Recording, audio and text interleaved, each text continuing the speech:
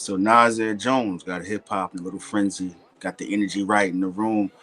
What am I talking about? Recently had a Instagram story post where he put his calendar up, month of March and I think the first week of April. And although we typically talk about Nas, speaking about music, at least for me, 3 points came to mind when seeing that post. And not all of them relate to music. Number one, I would say time management.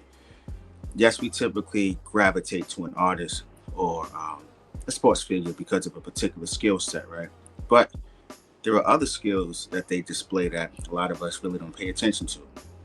When I seen him post that, time management and the focus of scheduling and just time itself came to mind like, wow, we're all busy out here. All of us, jobs, have families, school, whatever it is. And it was a reminder that no matter how big you get in life, how much success you garner, taking your own time serious will take you to the next step. And just being deliberate with your time, like, can be beneficial to anyone. You know what I mean? Like, it can make the world of difference. Number two, for me, I would say fan engagement. Like, we've all seen Nas blossom from a gifted artist who was once kind of like, for lack of a better term, reclusive. And he's been opening up over the last couple of years. You always get like some little hints here and there, but for the most part, he seems very comfortable just doing things his way, but making himself more readily available to the public, right? As far as what he's doing. And now he's showing calendar images. I like it. I like it. We come from an era where somebody drop every 2 years and they pretty much disappear, maybe go on tour or something like that. Then we had a little stint of when we was getting the surprise albums and stuff like that. That was cool. But this here kind of allows fan engagement to become more organic because you're speaking about it. Like, all right, you can physically see that he has things lined up. Everyone's talking about these particular projects. It's on your mind. Obviously, it's on his mind. And now you know that it's coming in a sense. You know what I'm saying?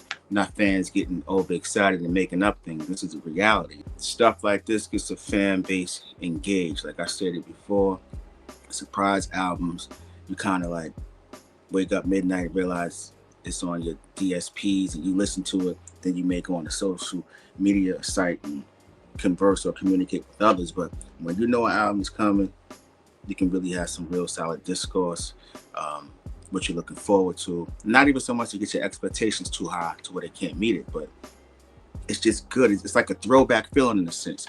Get a magazine, you're like, oh, such and such dropping in 3 weeks. Yo, this is gonna be crazy. Hopefully it's just as good as his sophomore album, stuff like the sophomore album. So I like this. It's kind of like it's Nas showing a new side of himself, but it's also a throwback to what we're accustomed to in the sense of fans having a little bit of information in a sense, right? Number three, the music itself. A Raekwon listening session. Mobb Deep, always a fan of that. Keep it Queens. Keep it Queens. Mobb, Nas, can't ever go wrong with that. Alchemist, of course. Video shoots. Video shoots for what? Gotta have an album coming, right? So when you see that DJ Premier sessions in the calendar, it almost makes it a reality. The first week, got the block dates. The last week of the month, I believe, got the block dates. And the album's on its way. I have many different questions that I have concerning the album, but that's not the time, or this isn't the time for that. I'm just excited that my favorite artist, the GOAT himself, is busy out here and keeping his fans engaged, man. Salute to Nas, salute to DJ Premier, salute to Mass Appeal, salute to Mobb Deep, salute to Raekwon, the whole Wu, and salute to you. Let me know in the comments section what you think. It's your man Eeze, the Eeze Experience. Let's go get your shit. How did you write, what's the joint? I found a new primo. The People. The People. Yeah. Yo, that's one of the most craziest records Give ever, bro. thanks, man. Yo, so I was Kanye was out on tour and I was about to work on the second album. He had produced B for me and man, you know, it did really good for me. That was like I got a lot of love. Great album. One of the best rap albums. After I did Electric Circus, it brought me back to like the essence of what people wanted to hear, but it still was progress because Kanye had his own sound. So Electric Circus, do you think that you went off track a little bit there? I mean, you know, when I look back at it, I like that album. I know, yo, I remember one day you told me you liked that album, and I was like, you was like, man, I was listening to it when I was overseas.